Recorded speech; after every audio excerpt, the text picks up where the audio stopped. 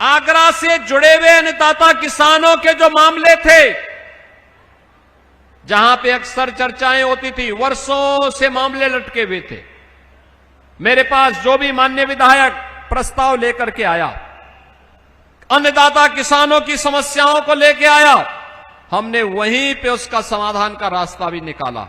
हमने कहा किसान को, अन्नदाता किसान को ज्यादा दाम मिलना चाहिए, सर्किल रेट बढ़ना चाहिए, अच्छा दाम मिलना चाहिए, और जहां पे हम नए दाम के अनुरूप नए पैसा नहीं दे सकते, वहां पे हम अन्नदाता किसान की लैंड को छुएंगे भी नहीं, वहां पे उसको हम किसी भी प्रकार से कोई नुकसान नहीं पहुंचाएंगे।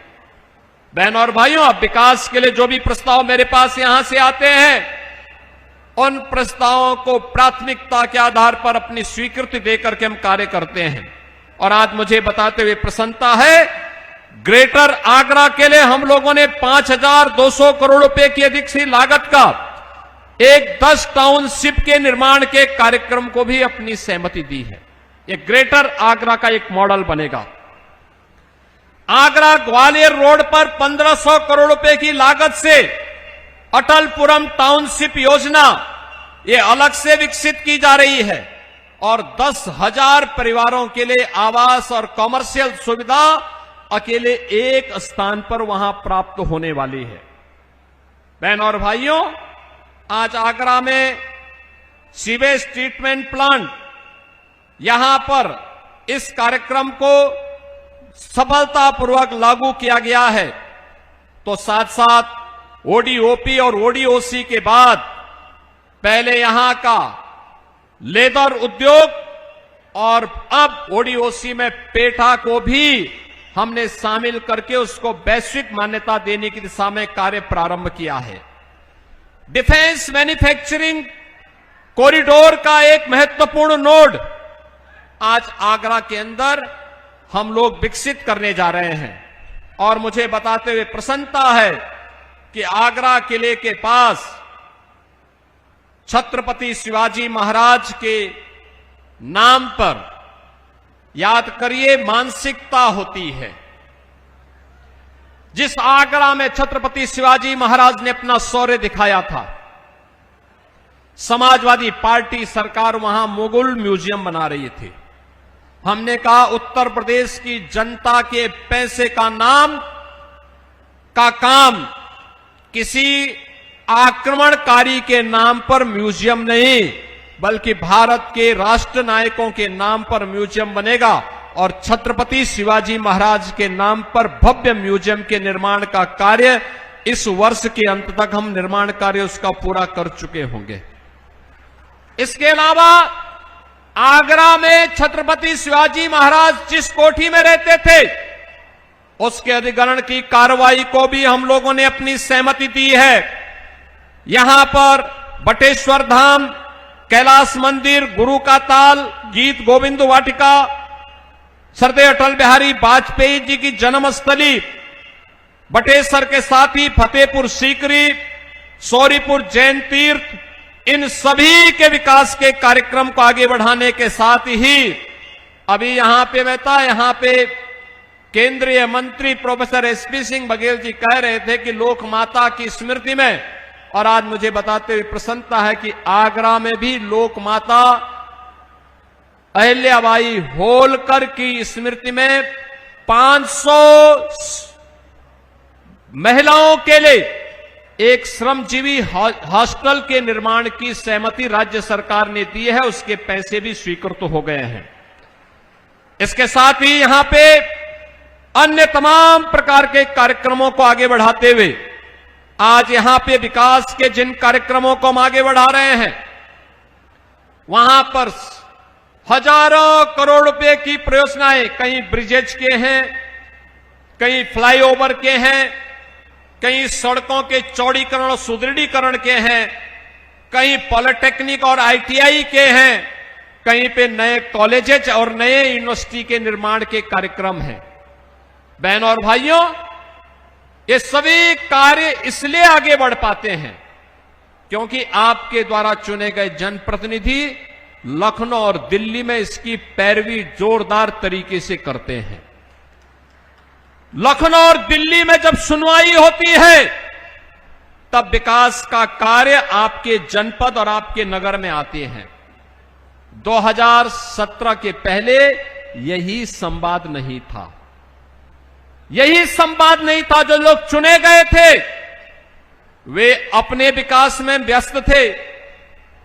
जनता का पैसा सफाई सिंडिकेट के लूट खसोट और डकैती का माध्यम बन गया था। और बहनों और भाइयों, चाहे नौजवान की नौकरी पे डकैती का मामला रहा हो, चाहे वह गरीब की योजनाओं पर छीना झपटी रही हो, चाहे वह अन्नदाता किसानों की खुशहाली को छीनने का कार्य पाप रहा हो, इस समाजवादी पार्टी के लोग या उससे पहले कांग्रेस के लोगों के द्वारा यह पाप निरंतर किया जाता रहा। और उस पाप की परिणति थी कि यूपी के नौजवान के सामने पहचान का संकट आया था। उस पाप की परिणति थी अन्नदाता किसान आत्महत्या करने के लिए मजबूर होता था। उस पाप की परिणति थी कि बेटी और व्यापारी दोनों असुरक्षित थे। और आज ये डबल इंजन की सरकार प्रधानमंत्री मोदी जी के नेतृत्व में बिना रुके, बिना डिगे, बिना थके,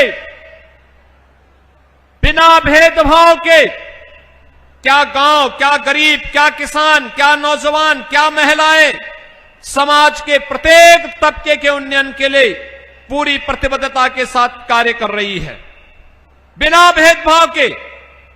आपने देखा होगा प्रधानमंत्री मोदी जी के नेतृत्व में विगत 1 वर्ष में ही 12 लाख नौजवानों को सरकारी नौकरी मिली। और उत्तर प्रदेश में हम लोगों ने 9 वर्ष में 9 लाख नौजवानों को सरकारी नौकरी दी। आज जब यूपी गवर्नमेंट की कोई नौकरी निकलती है और परीक्षा के बाद नियुक्ति पत्र वितरण का कार्यक्रम होता है, आगरा का नौजवान भी नियुक्ति पत्र प्राप्त करता है। आगरा का नौजवान भी लेता है, फिरोजाबाद का नौजवान नियुक्ति पत्र प्राप्त करता है, मथुरा का नौजवान भी नियुक्ति पत्र प्राप्त करता है। अन्यथा इससे पहले सफाई सिंडिकेट उसमें कुंडली मार करके बैठ जाता था, चाचा भतीजे की जोड़ी वसूली करके उस पूरे कार्यक्रम को इतना विवादित कर देती थी कि पूरा का पूरा अभियान फेल हो चुका होता था, न्यायालय को स्टे करना होता था। बहनों और भाइयों, अब बेटी की सुरक्षा में कोई सेंध नहीं लगा सकता। अब कोई व्यापारी घर से निकल करके ये कामना करके नहीं आता है कि शाम को पता नहीं मैं अपने परिवार का मुंह देख पाऊंगा कि नहीं देख पाऊंगा। अब तो बेटी और व्यापारी की सुरक्षा में सेंध लगाने का मतलब 2 ही जगह होंगी, या जेल होगा या जहन्नुम होगा, तीसरी कोई जगह नहीं होगी। और सरकार पूरी प्रतिबद्धता के साथ, डबल इंजन की सरकार आज उस दिशा में कार्य कर रही है और उसी कार्यक्रम को लेकर के आज हम आगे बढ़े हैं। बहनों और भाइयों, इन सब कार्यों के लिए, जिन कार्यों को मैंने आपके सामने गिनाया, ये कार्य पिछली सरकारें भी कर सकती थी, लेकिन इसके लिए फुर्सत चाहिए, इसके लिए समय चाहिए, इसके लिए जनप्रतिनिधियों के साथ संवाद चाहिए, इसके लिए जनप्रतिनिधियों का जनता जनार्दन के साथ संवाद चाहिए, और इसके लिए सोच भी चाहिए। जिनकी सोच स्वयं के परिवार की हो, जिनकी सोच केवल सीमित दायरे तक हो, उनसे इतने बड़े विकास के कार्यों की उम्मीद नहीं की जा सकती है। जहां पर मुख्यमंत्री 12 बजे सो करके उठता हो,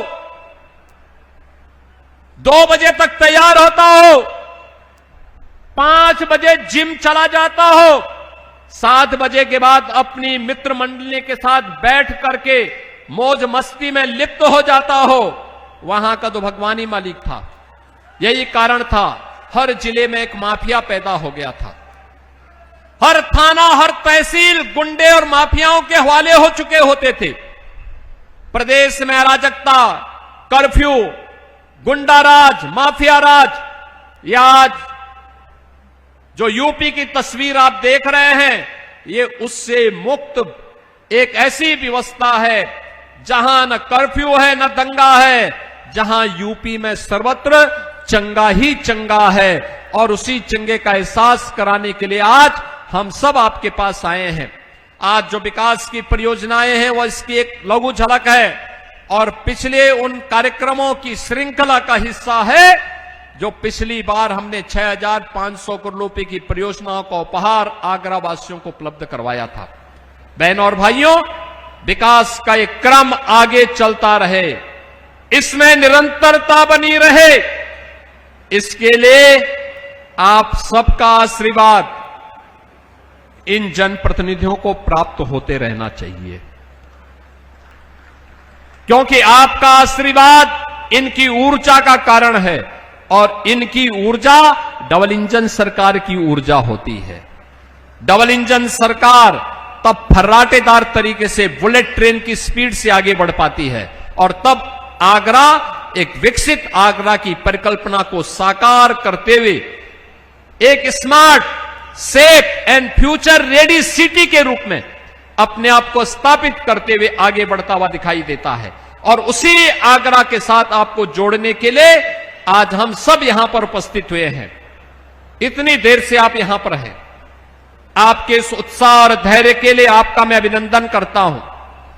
सैकड़ों करोड़ की इन परियोजनाओं के लिए आगरा ग्रामीण, आगरा उत्तरी और आगरा दक्षिण के सभी मतदाता बहनों और भाइयों का अभिनंदन करता हूं, उन्हें बधाई देता हूं। अपने माननीय जनप्रतिनिधियों को हृदय से धन्यवाद करता हूं और विश्वास करता हूं कि विकास और विरासत के इस अभियान में आप सभी का इसी प्रकार से योगदान मिलता रहेगा। इस विश्वास के साथ आप सबके प्रति मैं अपनी शुभकामनाएं देते हुए वाणी को देता हूं विराम। मेरे साथ बोलेंगे जय जय श्री राम। बहुत बहुत धन्यवाद। एक बार जोरदार तालियों के साथ अभिनंदन, वंदन, स्वागत परम आदरणीय श्रद्धेय श्री माननीय मुख्यमंत्री जी का आशीर्वचन से हम सभी अनुग्रहित हुए, हम सभी का मार्गदर्शन हुआ। प्रेरणादायक इस संबोधन के लिए